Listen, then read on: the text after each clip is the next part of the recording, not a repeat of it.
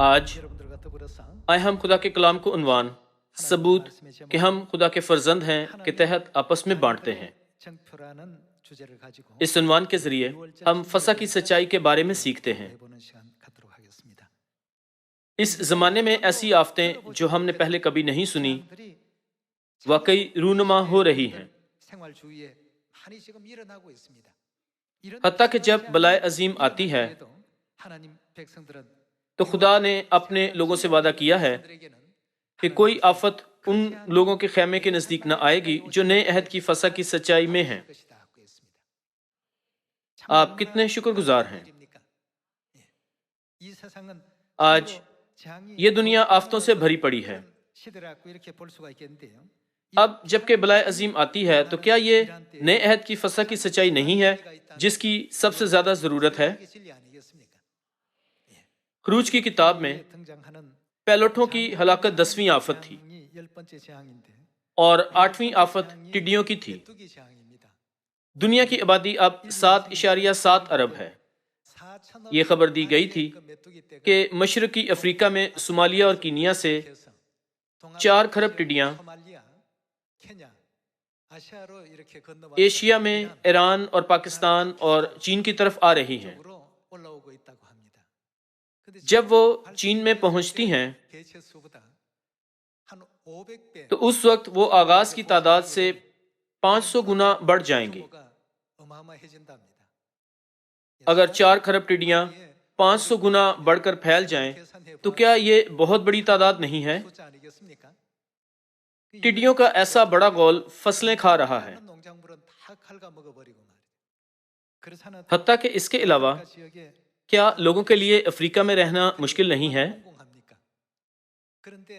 کیا ٹڈیاں بتا سکتی ہیں کہ انسانوں کے حالات اچھے ہیں یا برے؟ انسانی حالات کے قطع نظر وہ جیسے چاہیں کھاتی ہیں۔ حال ہی میں 4 کھرب ٹڈیاں تمام فصلیں کھا رہی ہیں۔ نیز فصلیں کھانے کے بعد وہ ایک دن میں تقریباً 150 کلومیٹر کا سفر کرتی ہیں۔ ہم سوچتے ہیں کہ ٹڈیاں صرف چھلانگیں لگاتی ہیں، لیکن اس کے ساتھ یہ اڑنے میں بھی بہت اچھی ہوتی ہیں۔ اگر وہ 150 کلومیٹر اڑتی ہیں تو یہ سیول سے دیجن تک سفر کرنے جیسا ہے۔ 8ویں آفت ٹڈیوں کی آفت تھی اور 9ویں آفت تاریکی کی آفت تھی اور 10ویں آفت پیلوٹوں کی ہلاکت کی تھی۔ خروج کی کتاب میں درج آفتوں کو اب ہم اپنے گرد رونما ہوتے دیکھ سکتے ہیں۔ آج کل بے شمار مویشی بھی مر رہے ہیں۔ خروج کی کتاب ہمیں مویشیوں پر آنے والی آفت بھی دکھاتی ہے۔ مویشیوں پر ہولناک آفت آئی تھی اور پھوڑوں کی بھی آفت آئی تھی۔ چند سال پہلے بہت سے مویشی ہلاک ہوئے تھے اور دفن کیے گئے تھے۔ کوریا میں تقریباً سب سور دفن کیے گئے تھے۔ اس زمانے میں ہم ان چیزوں کو پہلے سے کہیں زیادہ بڑے پیمانے پر رونما ہوتے دیکھ رہے ہیں۔ ہم اس موجودہ زمانے میں امتیاز کر سکتے ہیں، صحیح؟ زمین اور آسمان کی صورت میں تو امتیاز کرنا تمہیں آتا ہے، لیکن اس زمانے کی بابت امتیاز کرنا کیوں نہیں آتا؟ میں ایک بار پھر اس کلام کو یاد کرتا ہوں جو یسوع نے 2000 سال پہلے ہمیں بخشا تھا۔ تو پھر کیوں خدا نے ہمیں اس آخری زمانے میں فسح بخشی اور اسے منانے کا حکم دیا تھا؟ نئے عہد کی فسح نہ صرف ہمیں زمین کی آفتوں سے بچنے کے لائق بناتی ہے، بلکہ اس کے ساتھ ہمیں روحانی آفتوں سے بھی بچاتی ہے۔ کیا یہ نئے عہد کی فسح کی سچائی نہیں جو ہمیں روحانی آفتوں سے بچاتی ہے؟ آج اس کے بارے میں مطالعہ کرتے ہیں۔ میں آپ کو کوریا کی تاریخ میں سے اس وقت کی ایک کہانی سناتا ہوں جب گوگوریو سلطنت قائم ہوئی تھی۔ جومنگ بانی تھا جسے کبھی کبھار بادشاہ دونگمیونگ کہا جاتا تھا۔ یہ اس وقت کی بات ہے جب جومنگ نے اپنے خاندان کو چھوڑ دیا تھا تاکہ وہ سلطنت قائم کرے جو بعد میں گوگوریو کہلائی تھی۔ گھر چھوڑتے ہوئے اس نے اپنی بیوی سے کہا، جب ہمارا بیٹا بڑا ہو تو یہ لازمی ہے کہ وہ اس سلطنت میں آئے جسے میں قائم کروں گا۔ جب وہ میرے پاس آئے تو اسے میرا بیٹا ہونے کا ثبوت دینا ہوگا۔ میں سنوبر کے درخت کے نیچے ہشت پہلو پتھر پر کچھ رکھوں گا۔ جب بچہ مجھے تلاش کرنے لائق کافی بڑا ہو جائے تو اسے سنوبر کا درخت تلاش کرنے اور جو میں نے وہاں رکھا ہے اسے زمین کھود کر نکالنے کو کہنا۔ وہ آدمی جو اسے لائے گا میرا بیٹا تسلیم کیا جائے گا۔ اس کی وجہ یہ ہے کہ جب وہ بڑا ہو جائے گا تو میں اسے پہچان نہیں پاؤں گا۔ اپنی بیوی کو ایسا کرنے کا کہنے کے بعد وہ چلا گیا۔ بعد میں لڑکا بڑا ہو گیا اور اس کے باپ جومنگ نے گوگوریو سلطنت قائم کی۔ یہ سن کر کہ اس کے باپ نے ایک سلطنت قائم کی تھی، اس نے اپنے باپ کے پاس جانے کا فیصلہ کیا۔ تب اسے یاد آیا کہ اس کی ماں کیا کہتی تھی، تمہارے باپ نے سنوبر کے درخت کے نیچے کچھ چھپا دیا تھا جو ہشت پہلو پتھر پر رکھا ہے، تمہیں اسے تلاش کرنا ہے اور اس کے پاس لے جانا ہے تاکہ ثابت ہو کہ تم اس کے بیٹے ہو۔ اس لیے اس نے اپنے دیہات میں، پڑوسی دیہاتوں میں، پہاڑوں اور وادیوں میں وہ تلاش کیا جو اس کے باپ نے پیچھے چھوڑا تھا، لیکن وہ ناکام لوٹا۔ ایک دن وہ اپنے گھر کے پچھلے صحن میں چہل قدمی کر رہا تھا، اچانک اسے ہشت پہلو پتھر مل گیا۔ یہ اس کے گھر کے کونے کے سرے کا پتھر تھا اور اس پر ایک لکڑی کا ستون تھا۔ اس سے پہلے وہ پچھلے صحن پر سرسری نظر ڈالتا تھا، تاہم اس دن اس نے غور کیا کہ ستون کے نیچے کا پتھر ہشت پہلو تھا۔ نیز ستون سنوبر کے درخت سے بنا ہوا تھا۔ پس اس نے کونے کے سرے کے پتھر کے نیچے کھدائی کی اور ایک چھوٹا ٹوٹا ہوا اور زنگ آلود خنجر پایا۔ یہ سوچتے ہوئے کہ میرا باپ یہ نشانی چاہتا تھا تاکہ میری شناخت کی تصدیق کر سکے، وہ اس خنجر کے ساتھ گوگوریو گیا۔ جب وہ گوگوریو کے شاہی محل میں داخل ہونے کی کوشش کر رہا تھا تو اگرچہ اس نے بادشاہ کا بیٹا ہونے کا دعویٰ کیا تھا، مگر محافظ قائل نہ ہوئے کہ وہ واقعی بیٹا تھا، اس لیے وہ محل کے سامنے بحث کرتے رہے۔ آخرکار اسے بادشاہ کے سامنے حاضر کیا گیا اور بادشاہ نے پوچھا، تمہارے پاس ضرور کچھ ہونا چاہیے جو ثابت کرے کہ تم میرے بیٹے ہو، کیا تم وہ لائے ہو؟ جی ہاں، میں وہ لایا ہوں۔ تو پھر مجھے دکھاؤ۔ تب اس نے ٹوٹا ہوا زنگ آلود خنجر نکالا۔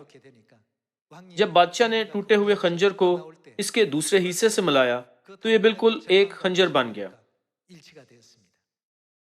آخرکار وہ بادشاہ کا بیٹا تسلیم کر لیا گیا اور اسے شہزادے کا خطاب بخشا گیا۔ بعد میں وہ بیٹا یعنی یوری بادشاہ گوگوریو کا دوسرا بادشاہ بنا۔ اس کہانی کے ذریعے ہمیں بھی کتاب مقدس کی تعلیمات سے یوں تصدیق کرنی چاہیے کہ جب خدا آخری زمانے میں یعنی روح القدس کے زمانے میں آتے ہیں تو وہ کیسے زمین پر آئیں گے، وہ کون سا ثبوت لائیں گے،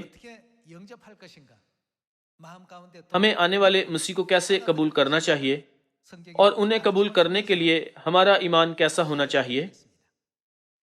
جب ہم آسمان کو لوٹیں اور اگر خدا ہم سے پوچھیں کہ وہ چیز دکھاؤ جو ثابت کرے کہ تم میرے فرزند ہو، تو ہمیں انہیں کیا دکھانا چاہیے؟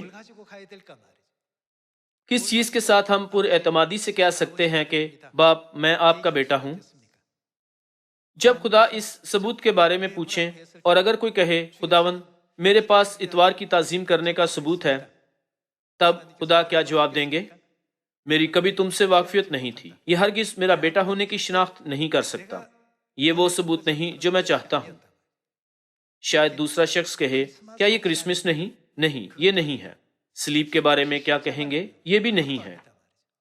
خدا ان سب کو رد کر دیں گے۔ تو پھر کتاب مقدس کے کلام سے خدا نے ہمیں کیا منانے کو کہا تھا؟ خدا نے کہا تھا اگر تم میرے فرزند ہو تو تمہیں فسح منانی چاہیے۔ ہم اس کی تصدیق کرتے ہیں۔ سب سے پہلے ہم خدا کے زمین پر آنے کی وجہ معلوم کرتے ہیں۔ یوحنا 10 باب 10 آیت بیان کرتی ہے کہ چور نہیں آتا مگر چرانے اور مار ڈالنے اور ہلاک کرنے کو، میں اس لیے آیا کہ وہ زندگی پائیں اور کثرت سے پائیں۔ مسیح کی زمین پر آنے کی وجہ خدا کے لوگوں کو جنہیں بھیڑے کہا گیا ہے کچھ دینا ہے۔ وہ کیا ہے؟ وہ زندگی ہے۔ کتاب مقدس بیان کرتی ہے کہ زمین پر فسح کے برے کے طور پر آنے والے مسیح زندگی دینے آئے۔ پہلے کرنتھیوں 5 باب سے دیکھتے ہیں، جب ہم آسمان پر لوٹیں تو ہمیں ایسا کہنے کے لیے ثبوت دکھانا چاہیے کہ باپ میں آپ کا بیٹا ہوں، میں آپ کی بیٹی ہوں۔ پہلا کرنتھیوں 5 باب 7 آیت سے دیکھتے ہیں، پرانا خمیر نکال کر اپنے آپ کو پاک کر لو تاکہ تازہ گندا ہوا آٹا بن جاؤ۔ چنانچہ تم بے خمیر ہو کیونکہ ہمارا بھی فسح یعنی کون؟ مسیح قربان ہوا۔ بس آؤ ہم عید کریں، نہ پرانے خمیر سے اور نہ بدی اور شرارت کے خمیر سے، بلکہ صاف دلی اور سچائی کی بے خمیری روٹی سے۔ یہاں کتاب مقدس میں ہم کلمات دیکھ سکتے ہیں کہ بس آؤ ہم عید کریں۔ ایک اور ترجمے کے مطابق یہ لکھا ہے کہ آؤ ہم پرانے خمیر سے نہیں بلکہ بے خمیری روٹی سے عید کریں۔ یہاں عید سے مراد فسح ہے۔ ہمیں کیوں فسح منانی چاہیے؟ اس کی وجہ یہ ہے کہ خدا نے فسح کو اپنے عہد کے طور پر مقرر کیا ہے۔ جومنگ نے اپنا گھر چھوڑتے وقت کہا تھا کہ جب اس کا بیٹا بڑا ہو جائے تو اسے ہماری رشتہ داری کی نشانی کے طور پر ضرور کچھ لانا ہے جو سنوبر کے درخت کے نیچے چھپا ہوا ہے۔ جومنگ کے علاوہ اور کوئی نہیں جانتا تھا کہ وہ کیا تھا، حتیٰ کہ اس نے اپنی بیوی کو بھی نہیں بتایا تھا کہ وہ کیا تھا، بلکہ محض یہ پیغام دیا تھا کہ اسے وہ لانا ہے جو ہشت پہلو پتھر کے اوپر سنوبر کے درخت کے نیچے چھپا ہوا ہے۔ یہ ایک سکہ یا ایک پتھر یا کوئی اور چیز ہو سکتی تھی، صرف کون جانتا تھا؟ صرف گوگریو سلطنت کا بانی جومنگ جانتا تھا کہ وہ کیا تھا، اور کہا صرف وہ جو اسے لائے گا میرے بیٹے کے طور پر تسلیم کیا جائے گا۔ روحانی لحاظ سے بھی جب ہم اپنے آسمانی گھر لوٹیں گے تو خدا ہمیں کہیں گے کہ تم میرے بیٹے ہو، تم میری بیٹی ہو۔ اس کے لیے کتاب مقدس سے انہوں نے ہمیں کیا منانے کو کہا تھا؟ یہ لکھا ہے، بس آؤ ہم عید کریں۔ خدا نے ہمیں فسح منانے کو کہا تھا۔ یوحنا کی انجیل کے 6 باب سے ہم خدا کی مرضی کے بارے میں تھوڑا اور مطالعہ کرتے ہیں۔ یوحنا 6 باب 37 آیت سے دیکھتے ہیں، جو کچھ باپ مجھے دیتا ہے میرے پاس آ جائے گا، اور جو کوئی میرے پاس آئے گا اسے میں ہرگز نکال نہ دوں گا، کیونکہ میں آسمان سے اس لیے نہیں اترا ہوں کہ اپنی مرضی کے موافق عمل کروں، بلکہ اس لیے کہ اپنے بھیجنے والے کی مرضی کے موافق عمل کروں۔ یسوع نے یہاں کہا کہ میں آسمان سے اس لیے نہیں اترا ہوں کہ اپنی مرضی کے موافق عمل کروں، بلکہ اس لیے کہ اپنے بھیجنے والے کی مرضی کے موافق عمل کروں۔ کس کی مرضی کے موافق؟ خدا کی مرضی کے موافق۔ اور میرے بھیجنے والے کی مرضی یہ ہے کہ جو کچھ اس نے مجھے دیا ہے میں اس میں سے کچھ کھو نہ دوں، بلکہ اسے آخری دن پھر زندہ کروں۔ ہمیں آخری دن زندہ کرنے کے لیے کون سی سچائی انہوں نے ہمیں بخشی ہے؟ 53 آیت سے دیکھتے ہیں۔ 53 آیت سے لکھا ہے کہ یسوع نے ان سے کہا، میں تم سے سچ کہتا ہوں کہ جب تک تم ابن آدم کا گوشت نہ کھاؤ اور اس کا خون نہ پیو تم میں زندگی نہیں۔ جو میرا گوشت کھاتا اور میرا خون پیتا ہے ہمیشہ کی زندگی اس کی ہے، اور میں اسے آخری دن پھر زندہ کروں گا۔ آخری دن اپنے لوگوں کو زندہ کرنے کا کیا طریقہ ہے؟ یسوع نے کہا کہ وہ آخری دن انہیں زندہ کریں گے جو ان کا گوشت کھاتے اور ان کا خون پیتے ہیں۔ زمین پر اپنے آنے کے مقصد کے تعلق سے یسوع نے کہا، ابن آدم آیا کہ بھیڑیں زندگی پائیں اور کثرت سے پائیں، اور وضاحت کی کہ وہ فسح کے برے کے طور پر قربان ہونے آئے تھے۔ یسوع کا گوشت کھانا اور ان کا خون پینا کس کی مرضی ہے؟ یہ باپ کی مرضی ہے۔ انہوں نے کہا کہ وہ زمین پر باپ کی مرضی کے موافق عمل کرنے آئے تھے، اسی لیے خدا کی مرضی فسح میں ہے۔ خدا نے ہمیں فسح منانے کا حکم دیا تھا، اور اس کے ساتھ پہلے کرنتھیوں 5 باب میں صاف طور پر ذکر کیا گیا کہ ہمیں ضرور فسح منانی چاہیے۔ یہ فسح کیا ہے جس کی وجہ سے خدا ہمیں قطعی طور پر یہ کہتے ہوئے ضمانت دیتے ہیں کہ تم میرے بیٹے ہو، تم میری بیٹی ہو؟ آئے متی 26 باب 17 آیت سے دیکھتے ہیں۔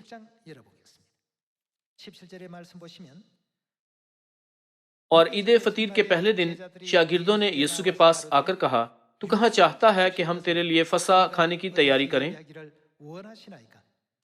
اس نے کہا، شہر میں فلاں شخص کے پاس جا کر اس سے کہنا، استاد فرماتا ہے کہ میرا وقت نزدیک ہے، میں اپنے شاگردوں کے ساتھ تیرے ہاں عید فسح کروں گا۔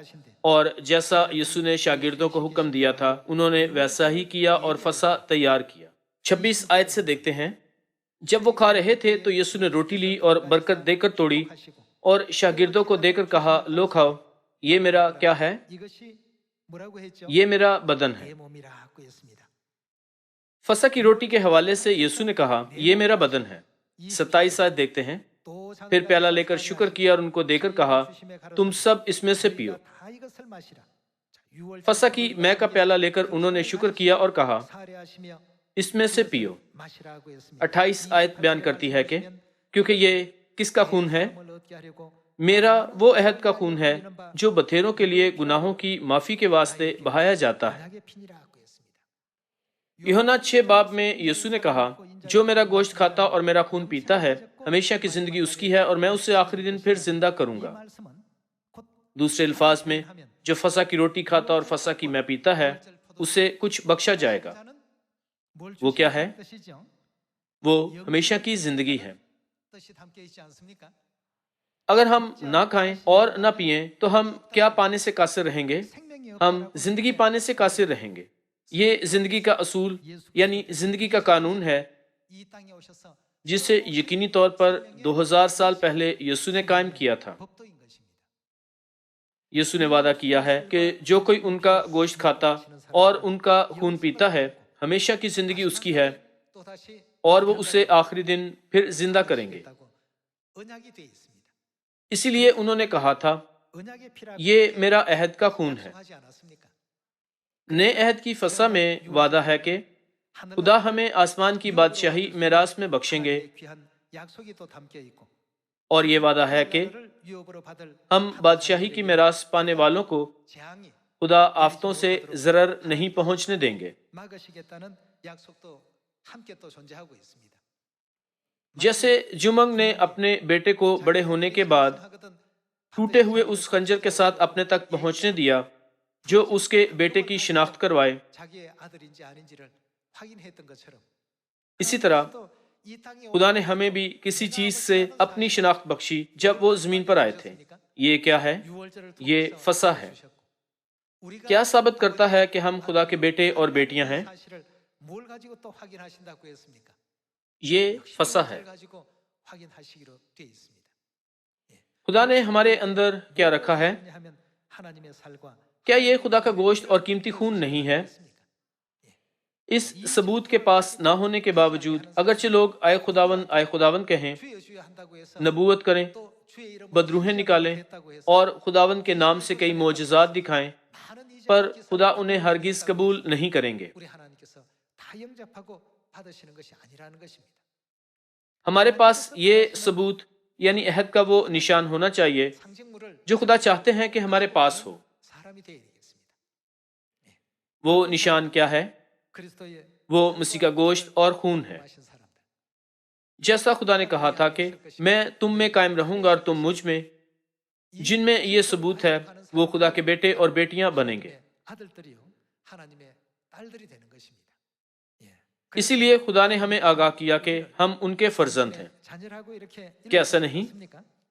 دوسرے کرنتھیوں 6 باب سے دیکھتے ہیں، 6 باب 17 آیت سے 17 آیت، اس واسطے خداوند فرماتا ہے کہ ان میں سے نکل کر الگ رہو اور ناپاک چیز کو نہ چھوؤ، تو میں تم کو قبول کر لوں گا اور تمہارا کیا ہوں گا؟ باپ ہوں گا، اور تم میرے کیا ہوگے؟ بیٹے بیٹیاں ہوگے۔ یہ خداوند قادر مطلق کا قول ہے۔ کس چیز کے ذریعے سے خدا نے اپنے اور اپنے بچوں کے درمیان تعلق قائم کیا تھا؟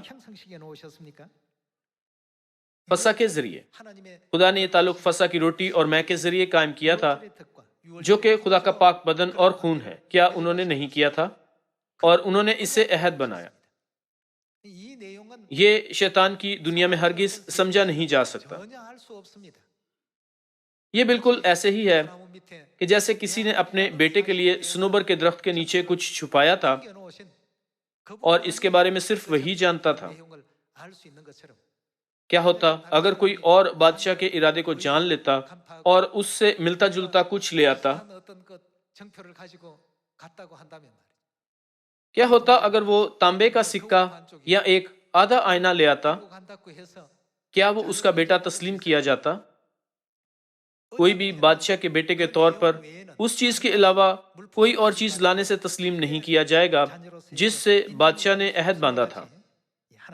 اسی طرح چونکہ خدا نے فسح کی سچائی کے وسیلے ہمیں اپنے فرزند بننے کا اختیار بخشنے کے لیے عہد قائم کیا ہے، تو وہ لوگ جن کے پاس فسح نہیں، وہ خدا کے فرزند نہیں بن سکتے، چاہے جتنا مرضی چلائیں کہ میں باپ کا بچہ ہوں، میں ماں کا بچہ ہوں۔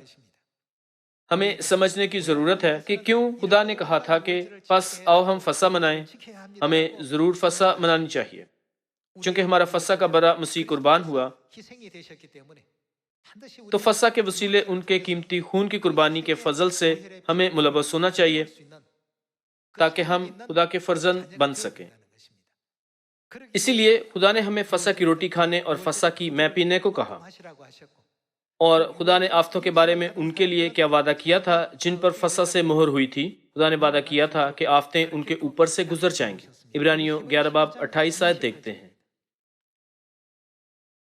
ایمان ہی سے اس نے فسح کرنے اور خون چھڑکنے پر عمل کیا تاکہ پیلوٹوں کا ہلاک کرنے والا بنی اسرائیل کو کیا نہ کرے؟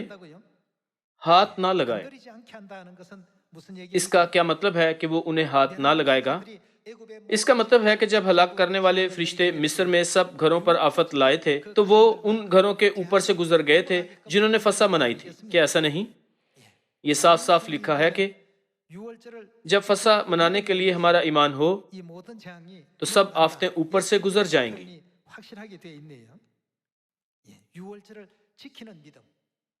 خدا نے ایمان کے ساتھ فسح منانے والے سب لوگوں کے اوپر سے ہلاک کرنے والے فرشتوں کو گزار دیا تھا۔